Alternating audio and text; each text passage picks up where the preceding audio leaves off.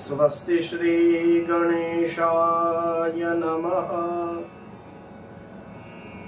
श्री सरस्वत्यै नमः। श्री गुरुभ्यो नमः। शंभो महेश करुणामय शूलपाणे गौरीपते पशुपते पशुपाशनाशी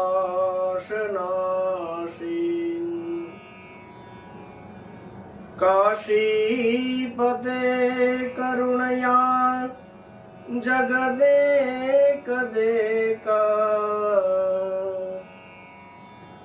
स्त्वं हंसि पासि विददासि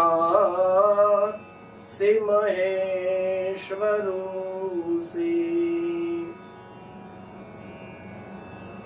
त्वत्तो जगद्भवदिदे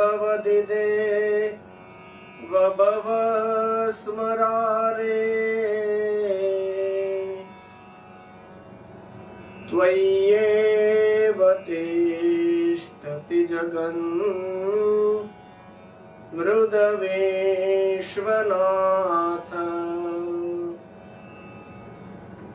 त्वय्येव गच्छति लयं जगदेतदीश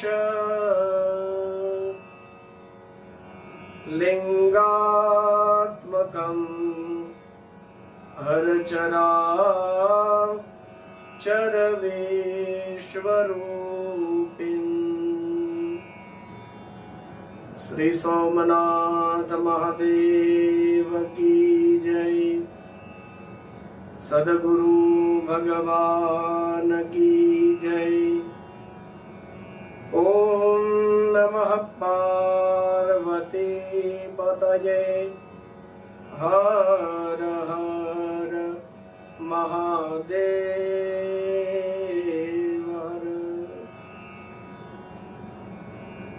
सौराष्ट्रे सोमनाथं च श्रीशैले मल्लिकार्जुनम् उज्जैन्यं महाकाल ओंकारं ममलेश्वर परल्यं वैद्यनाथं च डाकिन्यां भीमशंकरं सेतुबन्धे तु रामेशं नागेशं दारुकावने वाराणस्यां तु विषवेशं त्र्यंबकं गौतमी तटे हिमालये तु केदारं दृशमेशं च शिवालये।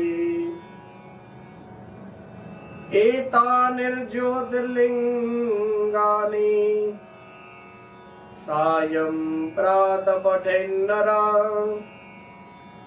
सप्तजन्मा कृतं पापं स्मरणेन विनश्यति। सप्तजन्मा कृतं पापं स्मरणेन विनश्यति।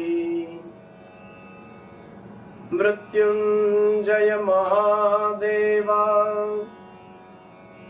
त्राहि मां शरणागतम्। जन्म मृत्यु जरा व्याधि पीडितं कर्म बंधने। श्री सोमनाथ महादेव की जय। आप सभी को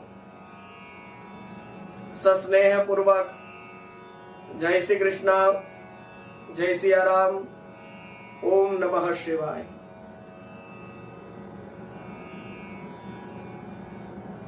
श्रावण के दिनों में इन पवित्र शिव चरित्रों के द्वारा अपने कर्ण कुहरों को पवित्र कर रहे हैं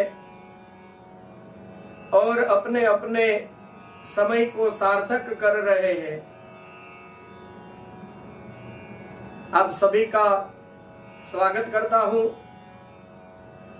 इस शिव पुराण कथा में हम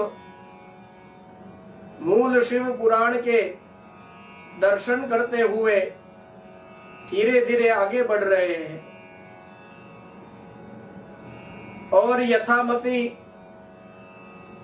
पर ब्रह्म परमात्मा गौरीपति पशुपति पशुपापनाशिन श्री महादेव जी की जिस प्रकार हम सब पर कृपा बरस रही है, तो उस तरह से हम जो भी उनकी कृपा है उसका अनुभव और लाभ लेते हुए आगे बढ़ रहे हैं। रुद्र संहिता में हमने देखा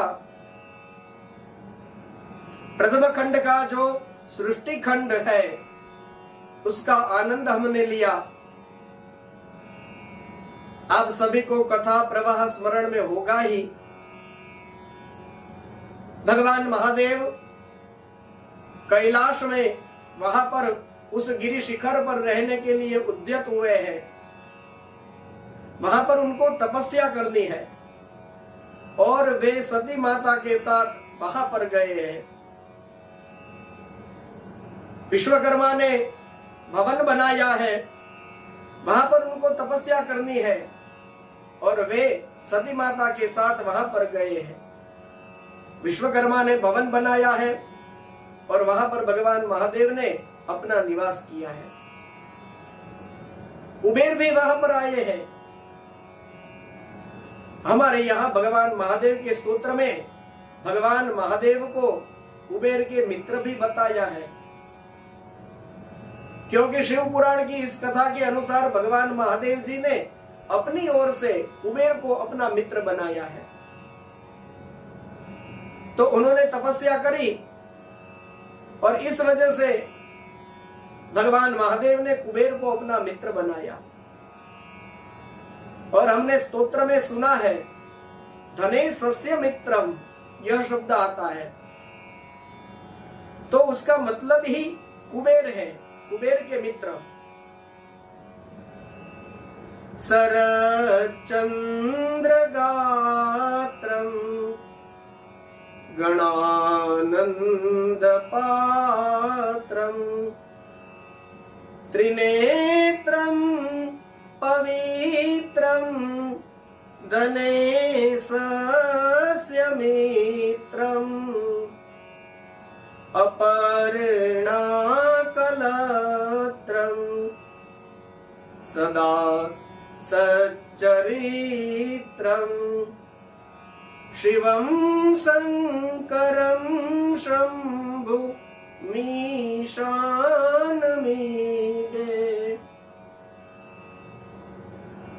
तो ऐसे धनेश के मित्र, कुबेर जी के मित्र शंकर भगवान जब कैलाश के इस रमणीय गिरि शिखर पर विराजमान हुए हैं, वहां रहने के लिए आए हैं, तो कुबेर जी भी वहां पर आए हैं।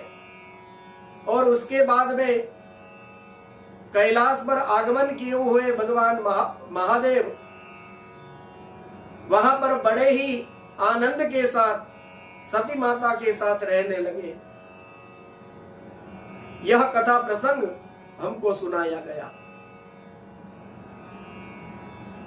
अब रुद्र संहिता के द्वितीय खंड, जिसका नाम सती खंड है, इसमें श्री नारद जी ने श्री ब्रह्मा जी के साथ संवाद करते हुए और आगे की बात पूछी है कि हे महाप्रभु विधाता, आप दिव्य मुखारविंद से मंगल कारिणी शंभु कथा को सुनते हुए मुझे तृप्ति नहीं हो रही है। आपके मुख से भगवान महादेव की कथा सुन रहा हूं, लेकिन अभी भी मुझे तृप्ति नहीं हुई। तो ये बहुत सही बात है। जो भी भगवान की कथा को सुनने का रसिक है, उसको भगवान की कथा सुनने से कभी संतुष्टि, तृप्ति नहीं होती, बल्कि यह बात है कि इसमें जैसे जैसे आप आगे बढ़ते जाते हैं तो आपको रस नया नया नया मिलने लगता है। और ये सब लोगों का अनुभव होगा। जिसे कथा सुनना बहुत अच्छा लगता है, कथा रसिक है, वैसे लोगों को आप देखेंगे तो अभी एक कथा में जाकर आए होते हैं और शहर में कहीं दूसरी कथा चालू होती है तो वो वहां पर भी पहुंच जाते हैं। कोई पूछता है कि भाई अभी तो सुनी, बोले फिर से सुनना है।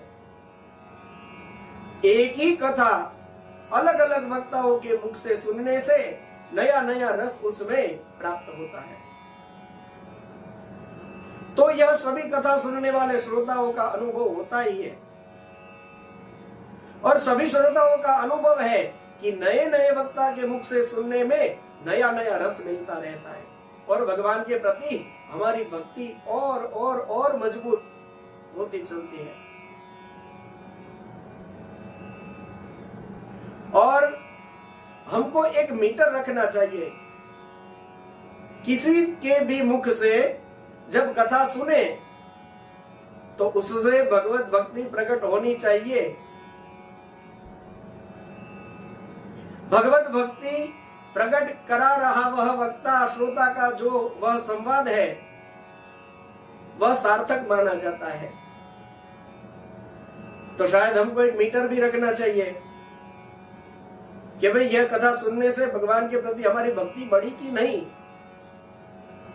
भगवान के प्रति कथा सुनने से भक्ति बढ़े तो ही वक्ता और श्रोता का जो संवाद है वह सार्थक माना जाता है। तो नारद जी को तृप्ति नहीं हुई, कह रहे हैं और सुनाओ और सुनाओ। तो आप सोचिए ब्रह्मा जी कितना रस पूर्वक वहां पे उसका वर्णन कर रहे होंगे। तो फिर नारद जी ने कहा कि अब मुझे सती की कीर्ति से युक्त शिव का दिव्य चरित्र सुनना है। यानी अब सती माता केंद्र में रहेंगी और वह होगा तो शिव चरित्र ही, लेकिन शिव जी के साथ ये सारे पात्र अलग अलग तरह से जुड़े हैं, तो मुझे उनका भी चरित्र सुनना है ताकि उन चरित्रों में जो शिव चरित्र आएगा वह सुनने से मेरी शिव भक्ति और दृढ़ होगी। शिव जी का चरित्र सुनने से शिव जी में हमारी भक्ति दृढ़ होती है, ये तो है ही, लेकिन शिव जी के भक्तों का चरित्र सुनने से भी भगवान में हमारी भक्ति ज्यादा दृढ़ हो जाती है। मतलब भगवान तो करुणा करते ही है, लेकिन भक्त ऐसी भक्ति करता है कि उसकी भक्ति की कथा को सुन के हमें भगवान के प्रति और भक्ति बढ़ जाती है। नहीं, वो प्रहलाद जी थे तो हम जब भी प्रहलाद जी की या ध्रुव जी की कथा सुनते हैं तो हमें लगता है कि इतने छोटे छोटे बालक और उन्होंने भगवान को प्राप्त किया, क्या भक्ति की होगी। तो भगवान के भक्तों के चरित्र को सुनने से भी हमारी भगवान के प्रति भक्ति बढ़ती है। तो प्रश्न पूछा गया कि शोभाशालीन सती माता किस तरह से दक्ष पत्नी के उदर से प्रकट हुई है, महादेव जी ने विवाह का विचार कैसे किया, पूर्व काल में दक्ष प्रजापति के रोष के कारण सती माता ने अपने शरीर का त्याग किया था, वह कैसे हुआ, फिर वे हिमालय की कन्या कैसे हुई और पार्वती के रूप में प्रकट हुई।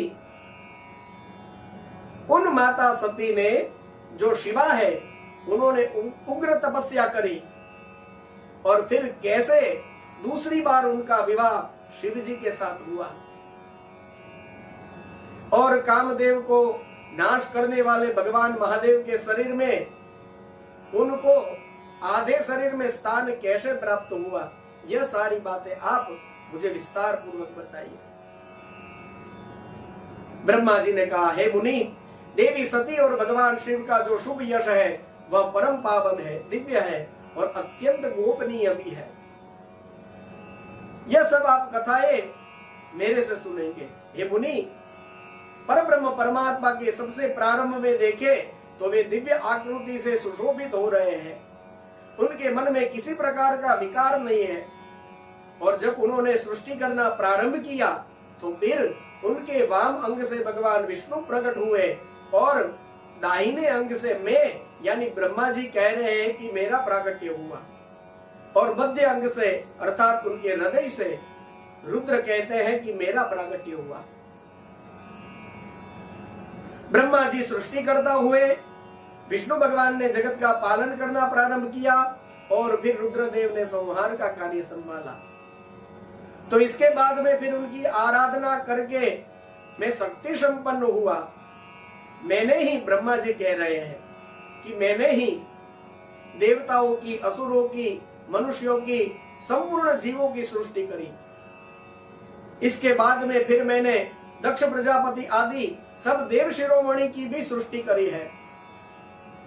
पर ब्रह्मा जी कह रहे हैं कि मैं बड़ा प्रसन्न हुआ, अपने आप को बहुत ऊंचा मानने लगा।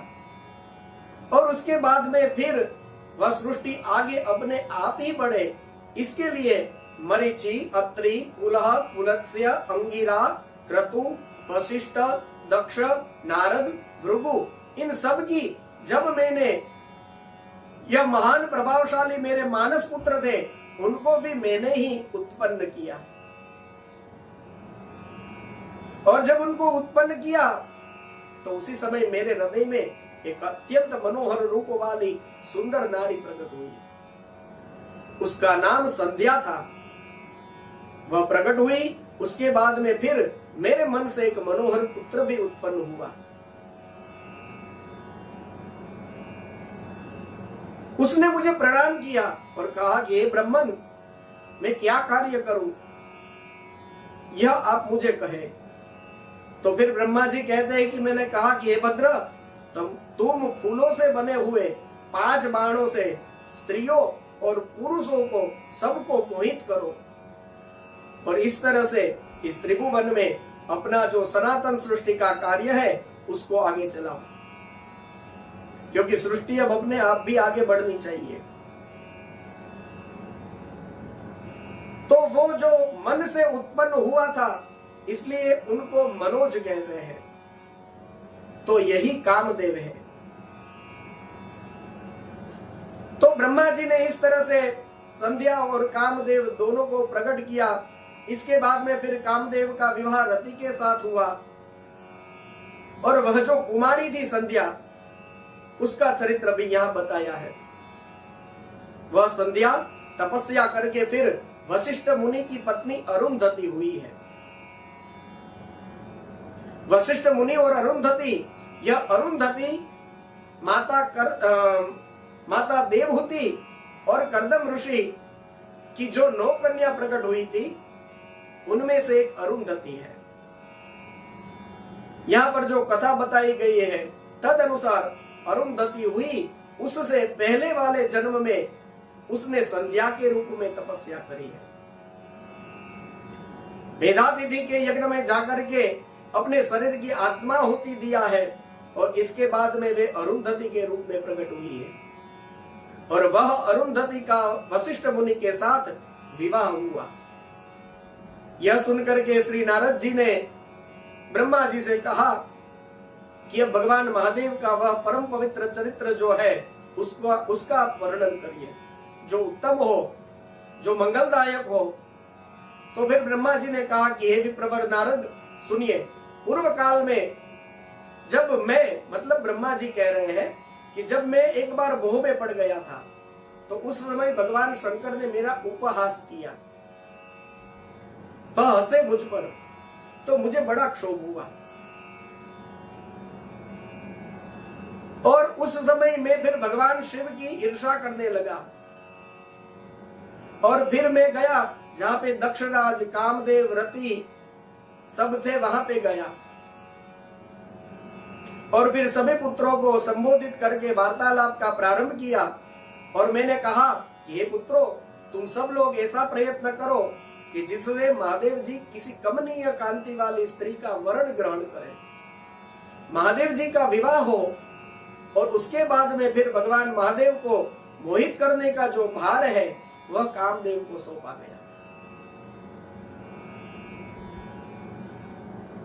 तो फिर कामदेव ने फिर ब्रह्मा जी का जो आदेश था उसको सुना और उसे मान करके उसने कहा कि ठीक है, स्त्री ही मेरा शस्त्र है, इसलिए भगवान महादेव को मोहित करने के लिए ऐसा करिए कि आप किसी नारी की सृष्टि करिए। तो इसके बाद में फिर वसंत का प्राकट्य ब्रह्मा जी ने किया। तो फिर बाद में मदन जो है वह कामदेव सबको साथ में लेकर के, वसंत आदि को साथ में लेकर के फिर वह महादेव के पास जाते हैं। भगवान महादेव के उस तपस्या में भंग करना और उनको मुग्ध करने की कोशिश करने लगे हैं। तो यह जो कथा हम सुनते हैं रामचरितमानस में, यह कामदेव को भस्म कर दिया, उससे थोड़ी अलग कथा है।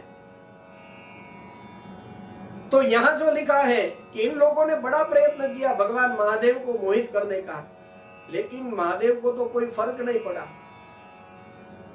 तो बड़ा प्रयत्न करने के बाद में भी ऐसा कुछ नहीं कर पाए, तो फिर काम सब परिवार वहां से वापस चले गए।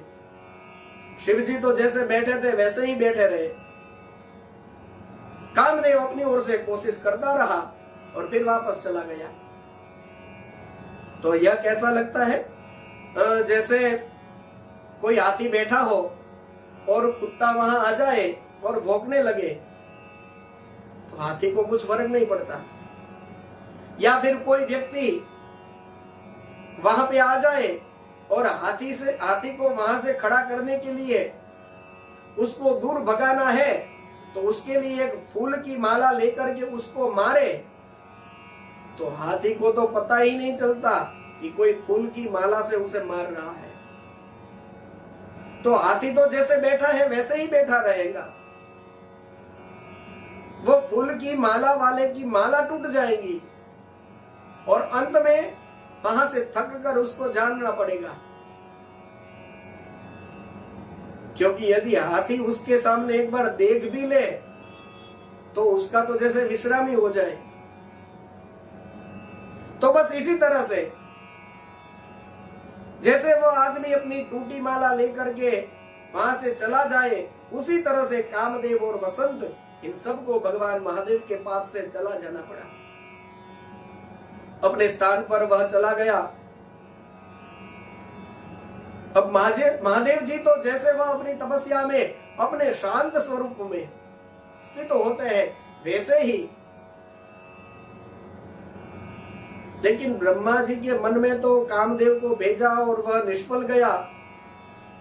महादेव जी के मन में मोह उत्पन्न कराने में, तो फिर ब्रह्मा जी तो और व्यग्र हो गए और चिंता में पड़ गए। तो फिर उन्होंने श्री हरि का स्मरण किया कि अब मैं क्या करूं। तो दीन वचनों से युक्त शुभ स्तोत्र से हरि की स्तुति करी है। भगवान विष्णु प्रसन्न होकर के मिले हैं ब्रह्मा जी को और फिर ब्रह्मा जी को कहा कि हे विधाता, आज आपने मेरा स्मरण क्यों किया?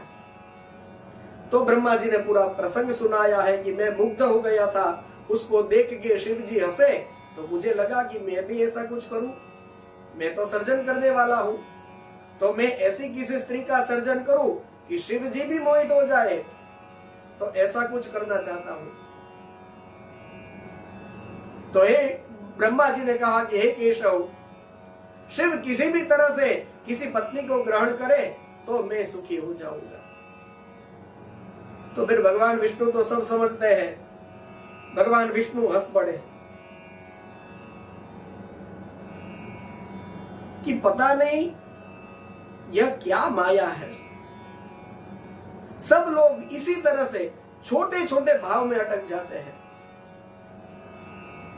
अब ब्रह्मा जी जिन्होंने पूरी सृष्टि बनाई है, उनके मन में ऐसा भाव आया कि महादेव ने मेरा उपहास किया है तो मैं भी कुछ ऐसा करूं, महादेव को मोहित हो ऐसा कुछ करूं। छोटे छोटे भावों में अटक जाते हैं। सब क्या भगवान की माया है।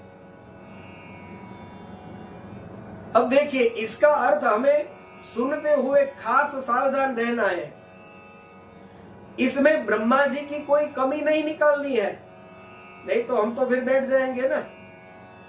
हमने कहा किसी को छोड़ा है, हमारा तो काम ही यही है। तो फिर हम तो बैठ जाएंगे, भाई ब्रह्मा होकर के ऐसा सोच रहे हैं।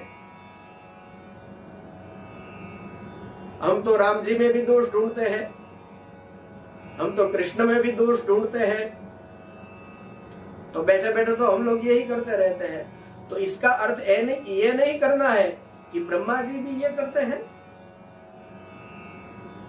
सुनते हुए खास सावधान रहे, इसमें ब्रह्मा जी की कोई कमी नहीं है। आप अच्छे श्रोता होंगे, आपका पॉइंट ऑफ व्यू ठीक होगा और आप इस तरह से साधकी की भावना से सुन रहे होंगे, तो इसका मतलब आप यह समझेंगे कि यहां तक पहुंचने के बाद भी गिरा जा सकता है। यहां पहुंचने के बाद भी यह सारे सवाल रहते हैं। यहां भी ईर्ष्या, अहंकार, यहां भी मद है। तो फिर सोचिए, अब आप लोगों को और मुझको कितना ख्याल रखना चाहिए। ब्रह्मा होने के बाद भी ऐसी लीला करते हैं और हमको समझाते हैं कि देखो, कोई माया की पकड़ से बाहर नहीं है। इसलिए केवल शिव जी के उन पावन चरणों का आश्रय करो, वे चाहे तो हमें माया से मुक्त कर सकते हैं। बाकी ब्रह्मा विष्णु यह भी बस जाते हैं। तो फिर ब्रह्मा जी ने कहा कि यदि महादेव का विवाह हो जाए तो मैं सुखी हो जाऊंगा। हाँ, एक बात का आप ख्याल रखें, यह सब जो कुछ करते हैं, अभी हमने जो कुछ भी सुना, तो यह पूरे ब्रह्मांड का संचालन करने वाले हैं। यह देवता लोग हैं, यह महादेव है, ये पूरे ब्रह्मांड का संचालन करने वाले हैं। ये लोग जब कुछ करते हैं तो उसमें विश्व का कल्याण ही होता है, इसको न भूलें। एक पेड़ा है आपके हाथ में या कोई बर्फी का टुकड़ा है, अब इसको हाथ में पकड़ा है, इसको यहां से खाओगे तो भी मीठा लगेगा, यहां से खाओगे तो भी मीठा लगेगा, ऊपर से खाओगे तो भी मीठा लगेगा और नीचे से खाओगे तो भी मीठा लगेगा।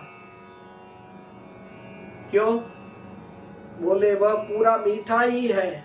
बस इसी तरह से अमृत के समुद्र है, यह कुछ भी करते हैं तो अमृतमय ही करते हैं। समझ गए होंगे आप। इसमें ऐसा है कि यहां कहीं भी अकल्याण होता ही नहीं। यह जो भी लीला करते हैं, हम सब लोगों का परम भाग्य होता है, इस वजह से यह सारी लीलाएं करते हैं। और हम सब और भी बड़े भाग्यशाली हैं कि भगवान वेद व्यास ने उन सारी लीलाओं को लिख लिया है। जो जो लीलाएं उन्होंने करी, भगवान वेद व्यास ने पुराणों के स्वरूप में उसको लिख लिया है। तो हम उनके भी आभारी हैं। और हम गीता प्रेस कि इसमें जो भी सभी विद्वान लोग काम कर रहे हैं, जिन लोगों ने अपना धन लगाया है, जिन लोगों ने अपना ज्ञान लगाया है, हम उन सबके भी बड़े आभारी हैं कि यह युगों पुरानी बात है, जिसकी वजह से हमारा भारत और हमारा सनातन धर्म इस महान अवस्था को प्राप्त है। हम सब तक यह पहुंचाया है, यह बहुत बड़ी बात है। तो हम तक यह सब पहुंचाने वाले, ये भी कोई कम उनका उपकार नहीं है।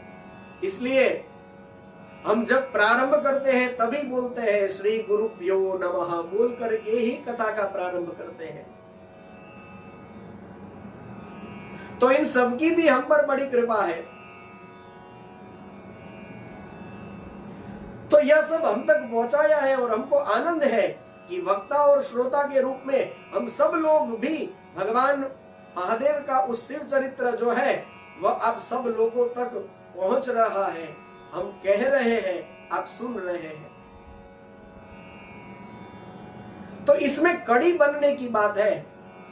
देवताओं ने लीला करी, वेद व्यास जी ने उसको लिखा और वहां से चलते चलते फिरते हमारे तक पहुंचा और हमारे द्वारा सभी लोगों तक पहुंचे। तो इसमें एक कड़ी बनने की बात है।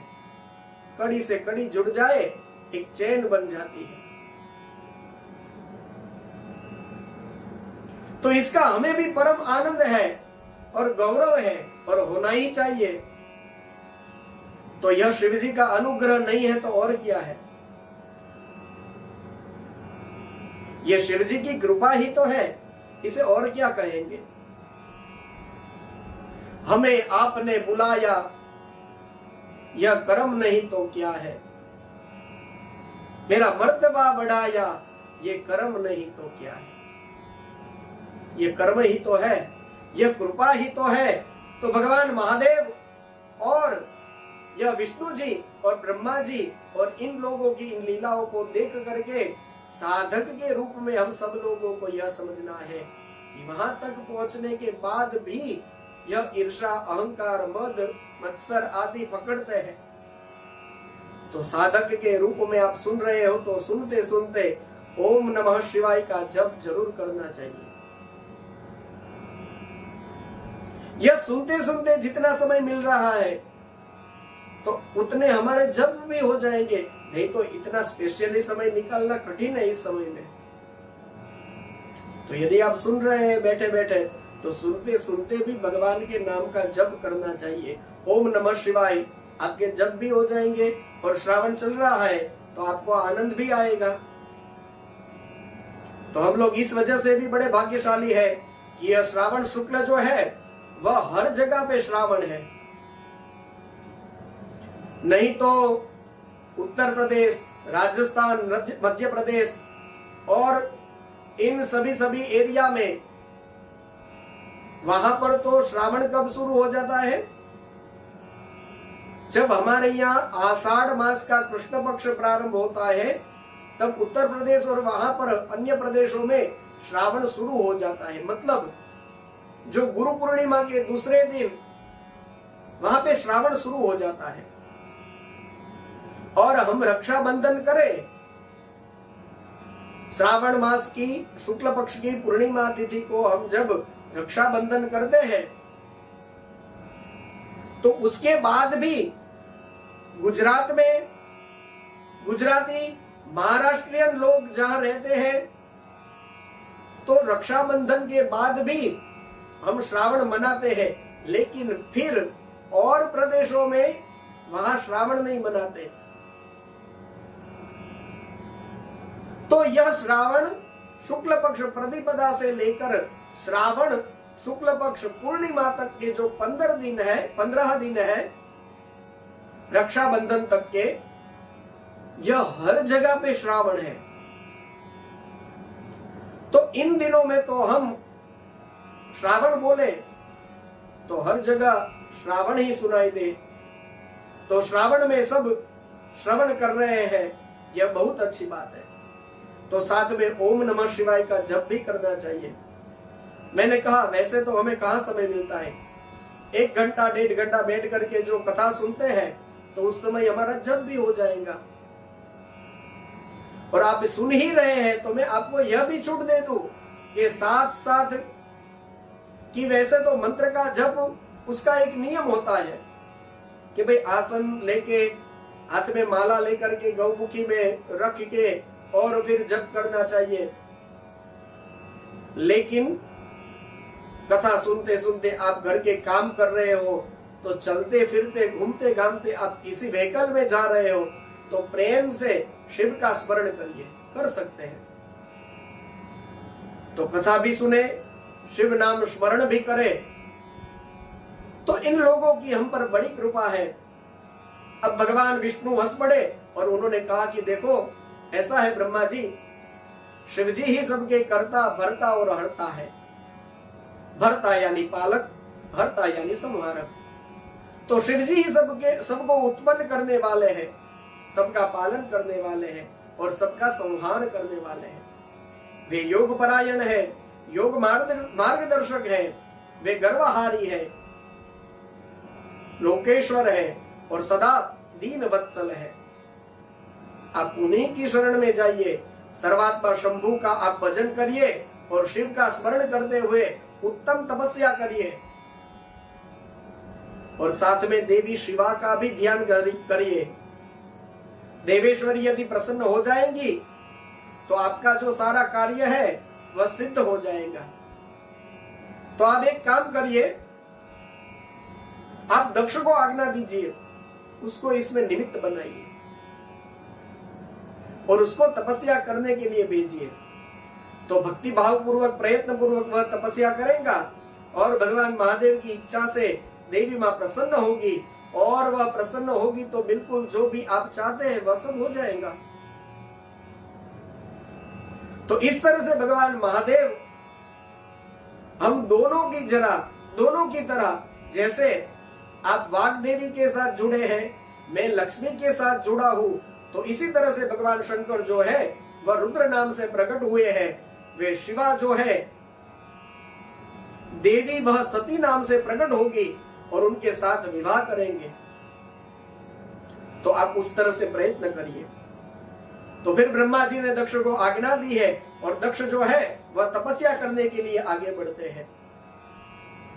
तो यह कथा फिर आगे वाले अध्यायों में बताया गया कि प्रजापति दक्ष क्षीर सागर के उत्तर तट पर गए हैं, वहां जाकर के जगदम्बिका पुत्री के रूप में प्राप्त हो और उनके दर्शन प्राप्त हो, ऐसी मंगलमय कामना के साथ हृदय मंदिर में देवी शिवा को विराजमान करके दिव्य तपस्या करते हैं। उन्होंने नियमों का पालन करते हुए 3000 दिव्य वर्षों तक तपस्या करी है और देवी शिवा ने उनको प्रत्यक्ष दर्शन दिया है। तो फिर दक्ष तो विचित्र वचनावलियों से उनकी दिव्य स्तुति करने लगे हैं। हे जगदम्बे, महामाये, हे माहेश्वरी, आपको नमस्कार हो। आपने कृपा करके अपने साक्षात स्वरूप के मुझे दर्शन कराए। हे भगवती, हे आदि, मेरे ऊपर प्रसन्न हो। हे शिव रूपिणी, मेरे ऊपर प्रसन्न हो। हे जगन्माये, आपको मेरा नमस्कार हो।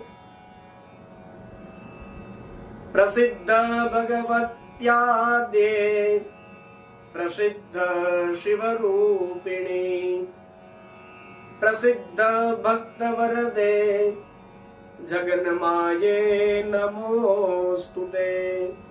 ब्रह्मा जी कहते हैं माहेश्वरी शिवा प्रसन्न हुई है और उन्होंने दक्ष को कहा कि मैं आपको आपका जो भी मनोवांछित वरदान है वह मैं दूंगी। तो दक्ष ने कहा कि आप मेरी पुत्री बन जाइए और फिर बाद में महादेव की पत्नी बन जाइए। इसी तरह का मेरा मनोरथ है और कुछ नहीं है। तो देवी शिवा ने कहा कि ठीक है, मैं तैयार हूं तुम्हारी भक्ति के अधीन होकर के। वैसे तो मैं सबकी स्वामिनी हूं, लेकिन फिर भी मैं अपने भक्तों की इच्छा के अधीन हो जाती हूँ। तो जैसे आप चाहते हैं वैसे ही मैं आपकी पत्नी के गर्भ से आपकी पुत्री के रूप में अवतीर्ण होंगी और फिर मुझे भी तपस्या करनी पड़ेगी, तब जाकर शिव प्राप्त होंगे। तो मैं दुर्लभ ऐसी तपस्या करूंगी और फिर महादेव जी के पास वरदान प्राप्त करूंगी और फिर महादेव जी को पति के रूप में प्राप्त कर दूंगी। लेकिन हे प्रजापति, मेरा एक वचन आपको सुनना होगा। मेरी प्रतिज्ञा होगी कि यदि आपके मन में मेरे लिए कभी भी थोड़ा सा भी कम भाव आया, यदि थोड़ा आदर आपने आपके मन में घटाया, कम हुआ, तो फिर मैं अपने प्राणों का त्याग कर दूंगी, अपने शरीर को त्याग दूंगी। बस इतना आप ख्याल करिएगा। अब यहाँ पे प्रसंग आता है तो मुझे कहना अच्छा लगेगा और ये हम करते ही है, लेकिन भारतीय संस्कृति ऐसी है कि इसमें ऐसे कथा प्रवचनों के द्वारा हमको जीवन जीने के सही मार्गदर्शन कथाओं में से लिया जाता है। तो जीवन जीने का सही मार्गदर्शन प्राप्त हो, इसमें कई पहलू होते हैं। तो इसमें एक पहलू यह भी है, जब कोई बेटी ब्याह करके अपने पति के घर चली जाती है तो फिर उसके पीहर में उसका बहुत मान रखना चाहिए। तो ये बात जो मैं आपको बता रहा हूं, ये सभी पीहर वालों को पीहर वाला बनकर ही सुनना है। इसमें जो भी बहन बेटी सुन रही है तो उसको इसी तरह से सुनना है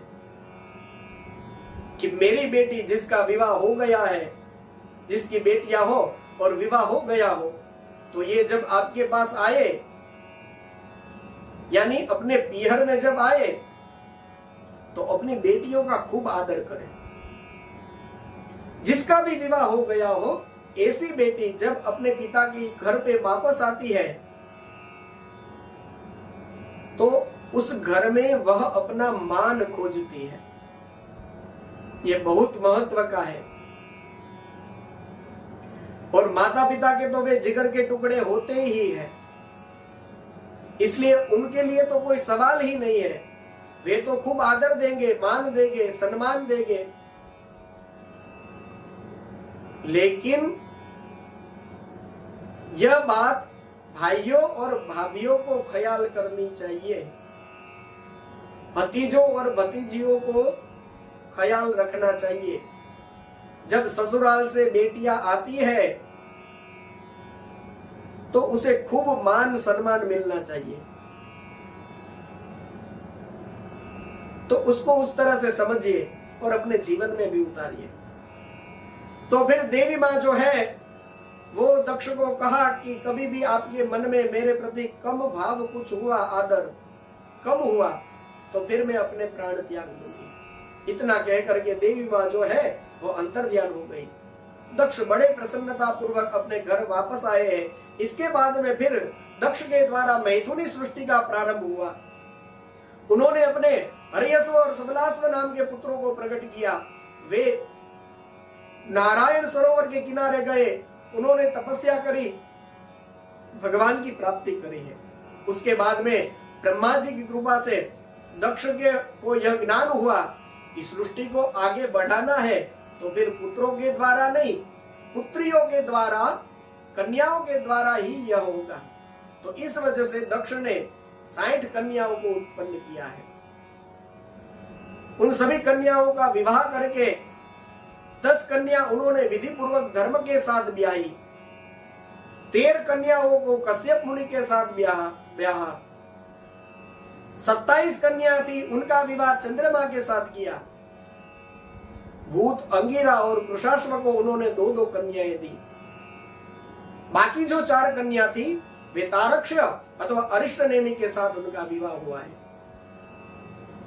और इन सभी की जो 60 कन्याएं हैं, उन सभी की संतान परंपराओं से ये तीनों लोग भरे पड़े हैं।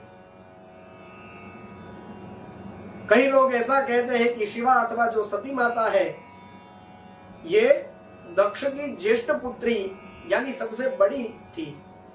कुछ लोग ये भी कहते हैं कि वह मझली बेटी थी, और कुछ लोग ये भी कहते हैं कि वह सबसे छोटी कन्या सती माता थी। तो श्रीमद् भागवत में जो वर्णन है उसके अनुसार सबसे छोटी थी, ऐसा ही लगता है। और शिव पुराण में ब्रह्मा जी ने निर्णय दिया है कि कल्प भेद से तीनों ही मत सही है। अब तो पुत्र पुत्रियों की उत्पत्ति के बाद में पति पत्नी सहित दक्ष ने मन में ही जगदम्बिका का ध्यान किया, और वहां पर माता ने भी इस तरह से विचार किया है कि अब वीरणी के गर्भ से मैं अवतार लूं। दक्ष के हृदय में माता पधारी है, और इसके बाद में फिर जब शुभ मुहूर्त आया तो देवी शिवा वे शीघ्र ही अपनी माता के सामने प्रकट हुई है। आकाश में जैसे फूलों की वर्षा होने लगी और दक्ष ने दोनों हाथ जोड़ करके नमस्कार किया। देवी ने कहा कि आपका मनोरथ सिद्ध हो गया। अब आप अपनी तपस्या का फल ग्रहण करें। और उनके सामने एक छोटी सी बालिका के रूप में माता प्रकट हो गई। बोलिए जगदम्बा मात की जय। दक्ष के सामने छोटी सी कन्या के रूप में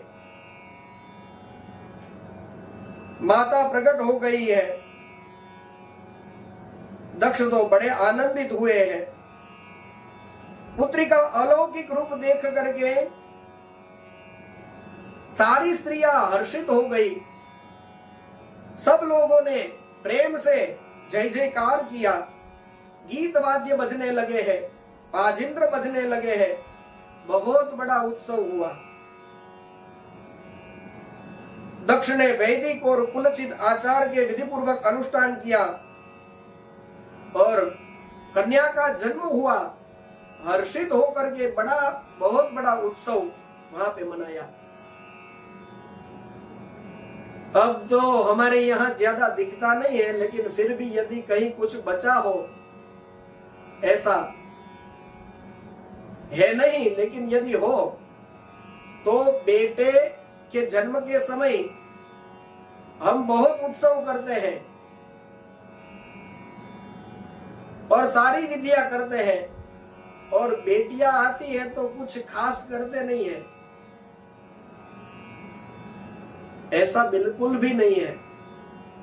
चाहे बेटे का जन्म हो, चाहे बेटी का जन्म हो, सब कुछ बिल्कुल उचित तरह से जैसे होना चाहिए वैसे ही होना चाहिए। कई लोग ऐसे होते हैं, बेटियां जन्मती है तो उनको पसंद नहीं आता। उनका मुंह ऐसा बन जाता है जैसे किसी ने कड़वी दवा पिला दी हो। बेटियां जन्मे तो पसंद नहीं होता। जिन जिन को बेटियां पसंद ना हो, अब तो इस जमाने में ऐसा कुछ चलता भी नहीं है। अगर आपको ऐसा होगा तो आपका चलेगा भी नहीं। लेकिन यदि कोई मन के एक भी कोने में ऐसा हो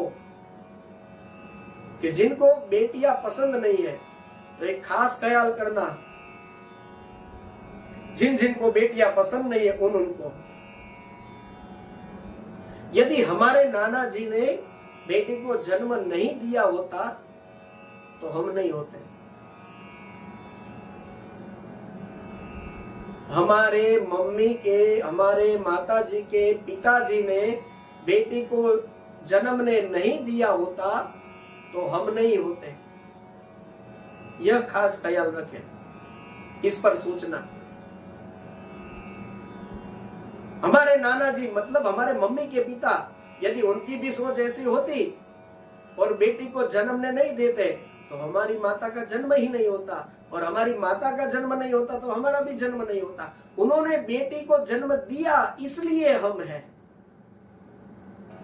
तो यदि सोच ऐसी है तो उसको थोड़ा बदलिए। ये खास ख्याल करना है, इस पर आप सोचना। तो बेटा बेटी किसी भी प्रकार का भेद करने जैसा अब है नहीं। ज्यादा करोगे तो चलेगा भी नहीं। उन्होंने पुत्री का नाम प्रसन्नता पूर्वक उमा ऐसा रखा है। अब वे बड़े होने लगी है। एक दिन पिता के पास खड़ी हुई सती को ब्रह्मा जी कहते हैं कि जब मैं दक्ष के पास गया तो सती वहां खड़ी थी। मैंने सती को देखा, विनय पूर्वक सती ने मुझे प्रणाम किए। तो फिर ब्रह्मा जी ने कहा कि मैंने सती को कहा कि हे सती,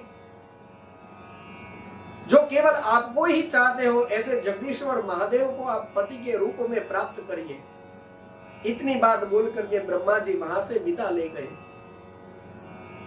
भक्त वत्सला सती जो वास्तव में जगदम्बा ही है, वह स्वेच्छा से मनुष्य रूप धारण करके प्रकट हुई है। वे कौमार अवस्था को पार कर गई और युवती हो गई। तो इस वजह से दक्ष को भी चिंता थी कि अब मुझे क्या करना चाहिए।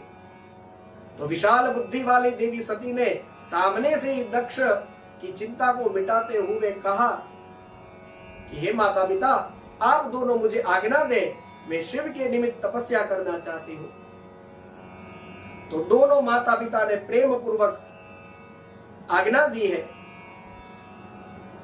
और इस वजह से अब उन्होंने पति के रूप में भगवान महादेव को प्राप्त करने के लिए दिव्य व्रतों का आरंभ किया, उनकी आराधना का प्रारंभ हुआ। तो सबसे पहले सती माता ने नंदा व्रत किया है और नंदा व्रत करके शिव जी का वे ध्यान करने लगी है। सती माता ने उस नंदा व्रत के प्रभाव से ही भगवान महादेव को प्राप्त किया है। नंदा व्रत का वर्णन थोड़ा शिव पुराण में है, आपके पास शायद होगा ही, मैंने कहा था, न हो तो बसा लीजिए। तो आप अपने घर में शिव पुराण की पोथी रखिए और नंदा व्रत जो है, यदि किसी को जानना है कि भाई ये नंदा व्रत करने से सती माता ने महादेव जैसा पति प्राप्त किया, तो यह व्रत किस तरह से किया जाता है, तो यदि किसी को जानना हो तो शिव पुराण बसाइए, खोलिए, उसमें पढ़िए, आपको मिल जाएगा। तो आप दर्शन कर लीजिएगा उसका। आपको यह शिव पुराण में रुद्र संहिता में प्राप्त हो जाएगा। तो भगवान महादेव प्रसन्न हुए हैं। सती माता ने जैसे ही दिव्य तपस्या करी, नंदा व्रत किया, उसके द्वारा उनको सिद्धि मिली है। सारे देवताओं ने देखा कि सती माता की तपस्या परिपूर्ण हुई इस व्रत के द्वारा, और इस व्रत के द्वारा शिव जी ही उन्हें अब प्राप्त होने चाहिए। तो शिव जी तो वहां पे शांत बैठे हैं, वो कहां चल के सती माता के पास आने वाले थे, वो तो अपनी आनंद में, मस्ती में है। और सती माता भी खुद उठ करके शिव जी के पास नहीं जाएंगी, तो शिव जी खुद उठ करके सती माता के पास आए, ऐसा कुछ देवता लोग सब सोचने लगे कि कुछ करें। तो फिर देवता लोग सब गए, वहां जाकर के भगवान महादेव को देखते हैं। उन सब ने भगवान महादेव के चरणों में शीश नवाया और प्रेम से स्तुति करी है, हे प्रभु, आप सत्व, रज और तम नाम की जो 3 शक्तियां हैं, उनके राग वगैरह जो वेग है वो बड़े असह्य है। वेदत्रय अथवा लोकत्रय आपका स्वरूप है, आप शरणागतों के पालक हैं, आप में असीम शक्ति है, आप असीम अनुग्रह करने वाले हैं, आप स्वयं असीम है, आपको नमस्कार हो। स्तुति सुन करके सभी की उत्पत्ति के हेतु बुद्ध भगवान शंकर प्रसन्न हो गए और ब्रह्मा जी, विष्णु जी और सबको देखा तो वार्तालाप करने लगे और आगमन का कारण पूछा। तो फिर ब्रह्मा जी ने कहा कि हे देव, हे महादेव, हे करुणा सागर, हम देवता ऋषि ये सब हम आपके पास इसलिए आए हैं कि जिस तरह लक्ष्मी जी भगवान विष्णु की और सावित्री मेरी सहधर्मिणी है, इस प्रकार अब आप इस समय अपनी जीवन सहचरी प्राणवल्लभा का पाणी ग्रहण करिए, पत्नी को ग्रहण करिए और विवाह करिए। तो फिर भगवान महादेव ने कहा कि आप दोनों जो भी कहो, विष्णु भगवान और ब्रह्मा जी जो भी कहे, वो मेरे लिए बड़ी गौरवपूर्ण बात होती है, किंतु मेरे लिए यह विवाह करना जो है वो उचित नहीं है, ऐसा मुझे लगता है। क्योंकि मैं तो पहले से ही तपस्या में संलग्न रह करके हमेशा संसार से विरक्त रहता हूं, और यह भी बात सही है कि मेरे मन में कभी भी विवाह के लिए लेश मात्र भी इच्छा नहीं है। लेकिन आप दोनों अब कहते हो तो फिर मेरे लिए ऐसा है कि जगत के हित के लिए आप दोनों जो भी कहते हो तो वह जगत का हित ही होगा। तो आपने जो भी कुछ कहा है उस तरह से मैं करूंगा। आप दोनों का जो वचन है उसको मैं मिथ्या नहीं होने दूंगा। मैं विवाह करूंगा, लेकिन आप दोनों इतनी कृपा करिए कि मुझे ऐसी पत्नी प्राप्त हो कि जो हमेशा मेरे कर्म के अनुसार चले। और दूसरा यह कि यदि वो मुझ में कभी अविश्वास करेंगी, मेरे वचनों के ऊपर अविश्वास करेंगी या मुझ पर अविश्वास करेंगी, तो फिर मैं उसका त्याग कर दूंगा। यही मेरी शर्त होगी। अब यह सब भावी में होने ही वाला है, इसी वजह से तो भगवान शंकर के मुख से यह निकला। तो फिर श्री हरि और ब्रह्मा जी मंद हास्य के साथ कहते हैं कि साक्षात सदाशिव की धर्मपत्नी जो उमा है वे जगत का कार्य करने के लिए भिन्न भिन्न रूप में प्रकट होती है। वे ही लक्ष्मी जी बनी है, वे ही सावित्री या वाग देवी बनी है और वे ही लोक हित का कार्य करने की इच्छा से दक्ष पुत्री के रूप में अवतीर्ण हुई है। उसका नाम सती है। आप कृपा करिए और वे आपके ही कार्य में बिल्कुल जैसे आपने कहा आपके कर्म के अनुसार चलेंगी। और यदि कभी ऐसा हो कि आप में या आपके वचन में उन्होंने अविश्वास किया है तो आपको ऐसा लगे तो जरूर आप जैसा चाहे तो फिर आप उस तरह से रहिएगा, लेकिन अभी आप उनको वरदान देने के लिए प्रस्थान करिए और उनकी तपस्या के अनुरूप उनको वरदान दीजिए, उनके साथ विवाह करिए। तो बस महेश्वर के साथ मधुसूदन अच्युत ने समर्थन किया है। ब्रह्मा जी और विष्णु जी ने जो सारी बात ब्रह्मा जी ने कही, विष्णु जी ने उसका समर्थन किया है। तो ये सारी बात सुनकर के सभी देवता लोग प्रसन्न हुए हैं। भक्तवत्सल शिव जी हंस करके ब्रह्मा जी के सामने देखा और कहा कि ठीक है, जो आप कह रहे हैं वैसा ही करेंगे। अब सब देवता लोग प्रसन्न होकर के अपने अपने अभिष्ट स्थानों में चले गए। अब तो सती माता को भगवान महादेव के पास से वरदान की प्राप्ति होनी है। आश्विन महीने की शुक्ल पक्ष की अष्टमी तिथि को उपवास करके भक्ति भाव से सर्वेश्वर भगवान शिव का सती माता ने पूजन किया और इस तरह से उन्होंने नंदा व्रत पूर्ण किया है। और इसके बाद में नवमी तिथि के वे दिन में ज्ञान मग्न हुई है और ऐसी सती माता को भगवान महादेव ने प्रत्यक्ष दर्शन दिया है। शिव जी ने कहा कि हे देवी, आप मुझसे कुछ वरदान मांगो। भगवान महादेव को सामने पा करके सती माता नीचा मुख किए सामने खड़ी है, अत्यंत आनंद में है, कुछ बोल नहीं पाई। भगवान महादेव ने फिर से कहा, मैं प्रसन्न हूं, आप प्रेम से कुछ न कुछ वरदान मांग लीजिए। तो जैसे ही महादेव जी बार बार कहते हैं तो सती माता स्पष्ट तो बोल न पाई, लेकिन इतना कहा कि हे वरदान देने वाले प्रभु, मुझे मेरी इच्छा के अनुसार ऐसा कुछ वरदान दीजिए जिसका कभी विनाश ना हो। महादेव जी ने अपनी बातों को ठीक से, वो महादेव जी के सामने सती माता कह नहीं पा रही थी, तो यह देख करके महादेव जी ने ही कहा कि हे देवी, ऐसा करिए, आप मेरी भारिया बन जाइए। भारिया शब्द है पत्नी के अर्थ में, भारिया शब्द है। तो पत्नी को संस्कृत में भारिया कहते हैं, जो भरण पोषण करती है, भारिया।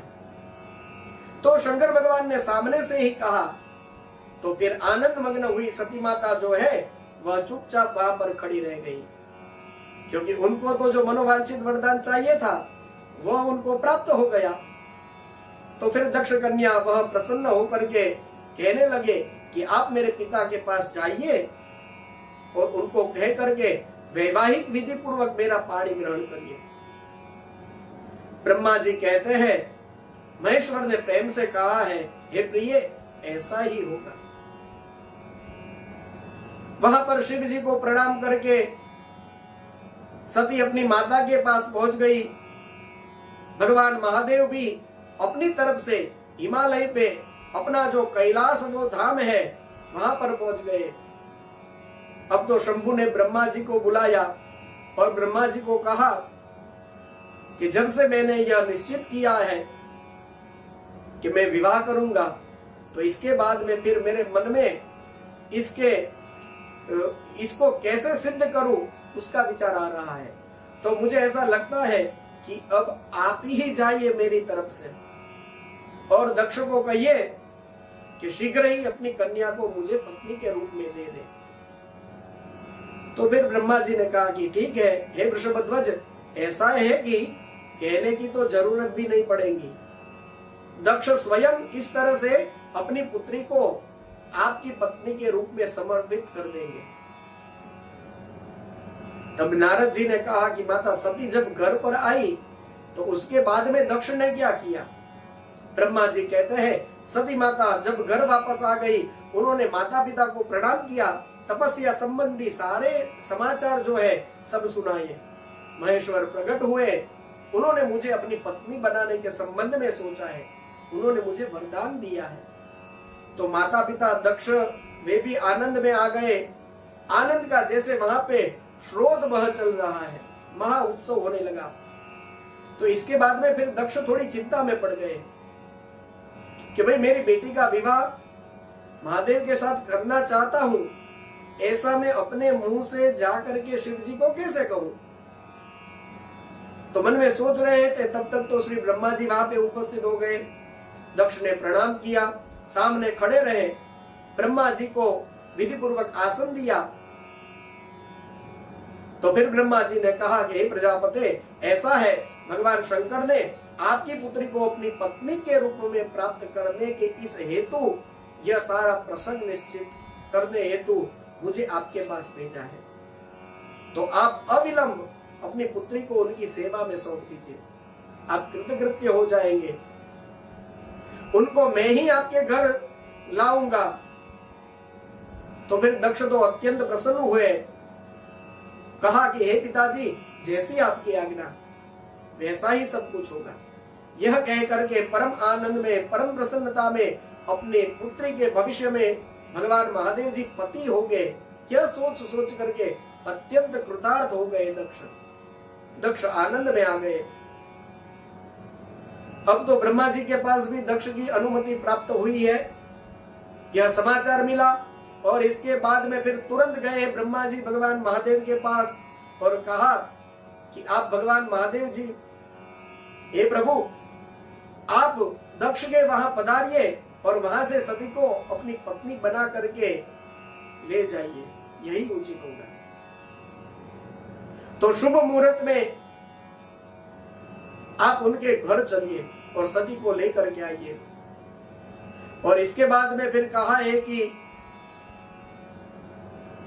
ब्रह्मा जी जैसे ही दक्ष ने कहा तो उसी तरह से मैं चलूंगा, मेरे साथ मेरे सारे गण आएंगे, मेरे मानस पुत्र मरीचि आदि जो है उन सबको भी मैं बुला लूंगा, श्री नारद जी को भी बुला लेंगे और आप भी साथ होंगे, विष्णु जी भी साथ होंगे।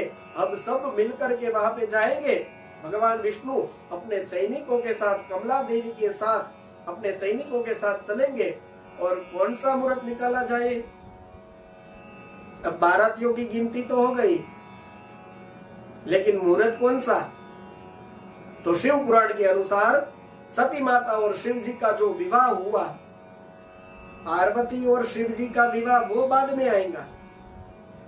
अभी जो हम कथा सुन रहे हैं वो सती माता और शिव जी का जो विवाह हुआ है उसकी बात है।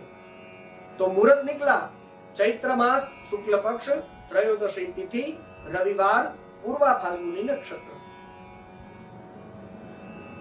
यह मुहूर्त था। तो इस तरह से भगवान महेश्वर विवाह के लिए यात्रा करते हैं। ऋषियों के साथ यात्रा करते हुए भगवान शंकर बहुत सुंदर शोभा को प्राप्त कर रहे हैं।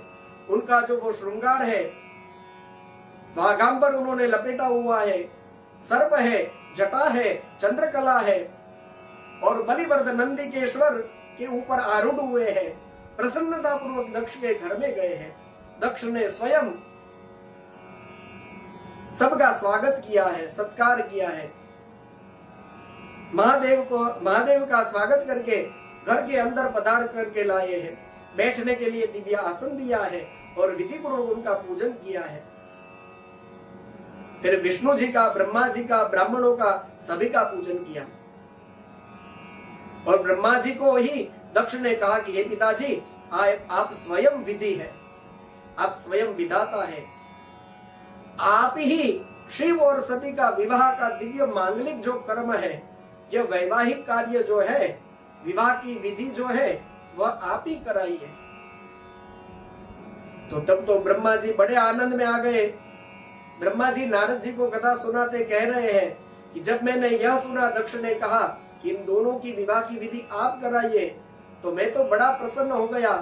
मैंने कहा बहुत अच्छा, हम ही करवाएंगे। और सब कार्य करने लगे हैं ब्रह्मा जी।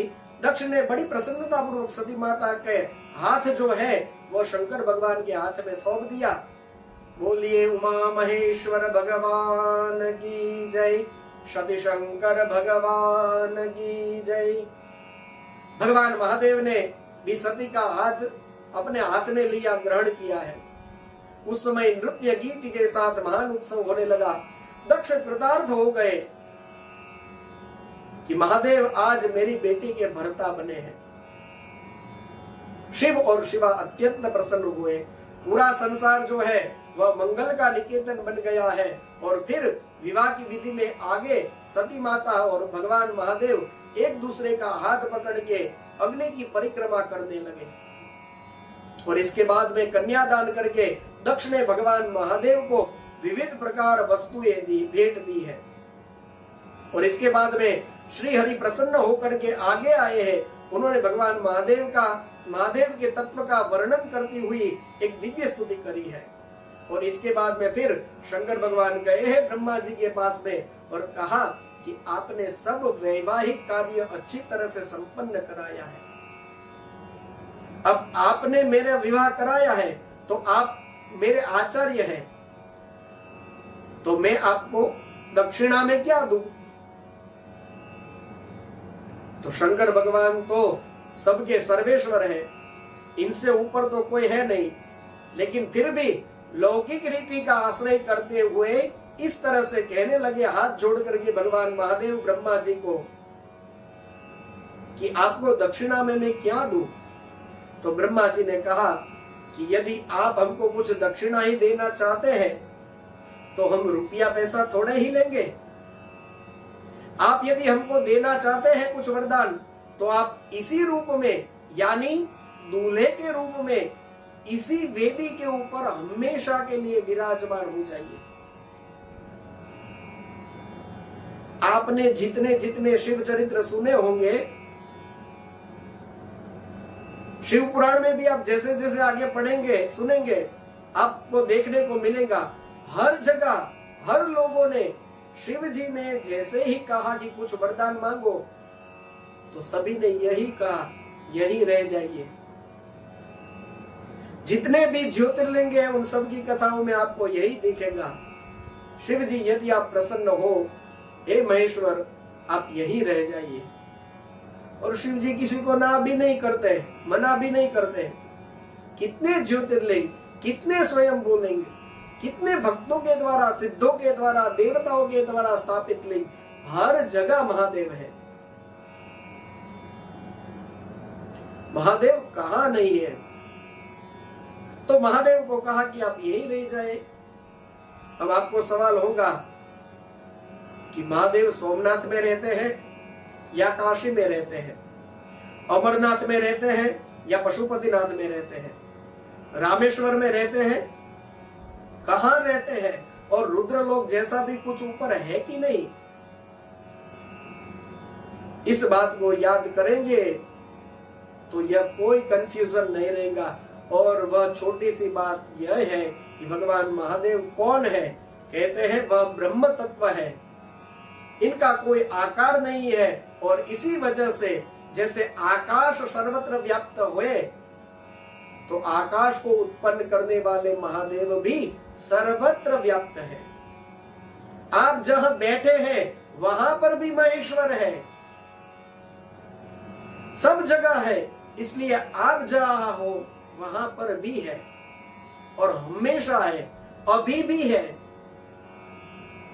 तो इस तरह से अब तो चैत्र मास शुक्ल पक्ष त्रयोदशी के दिन, पूर्वा फाल्गुनी नक्षत्र रविवार के दिन, इस भूतल में जो भी मनुष्य भक्ति भाव से दूल्हा के रूप में कल्पना करके महादेव का दर्शन करेगा, तो यहाँ लिखा है कि उसके समस्त पाप तत्काल नष्ट हो जाएंगे, उसको विपुल पुण्य की वृद्धि होगी, उसके समस्त रोगों का नाश हो जाएगा। जो लोग दर्शन करें, ब्रह्मा जी ने अपने लिए तो कुछ मांगा ही नहीं, देखिए बस यही देवत है। मैंने कहा था ना, बर्फी के टुकड़े को ऊपर से खाओ, नीचे से खाओ, कहीं से भी खाओ, मीठा ही लगेगा। ये अमृत के समुद्र है, कुछ भी लीला करते हैं, आखिर में जाकर के अब आप याद करिए ये कथा कहां से शुरू हुई थी।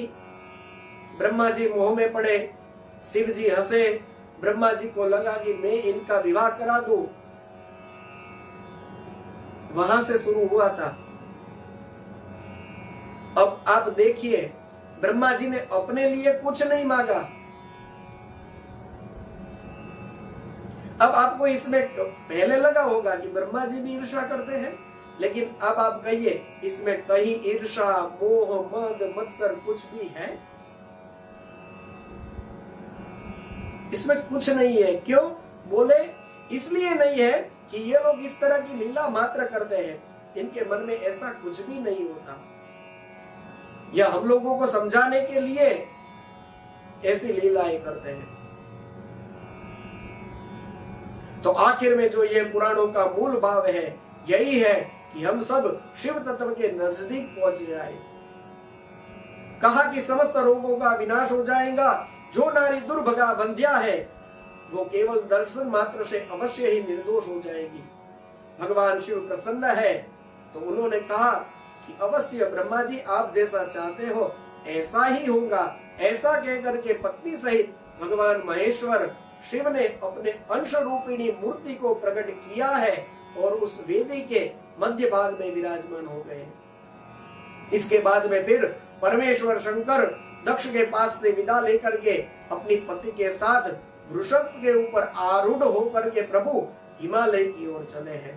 कैलाश धाम भगवान पहुंचे हैं माता सती को लेकर के। तो आज बस इतना ही। आइए आज के सत्संग को विराम देते हैं, कुछ समय भगवान शिव का नाम लेते हैं। ओम नमः शिवाय, ओम नमः शिवाय, हर हर भोले नमः शिवाय, ओम नमः शिवाय, ओम नमः शिवाय, हर हर भोले नमः शिवाय। गंगाधराय शिव गंगाधराय, हर हर भोले नमः शिवाय। गंगाधराय शिव गंगाधराय, हर हर भोले नमः शिवाय।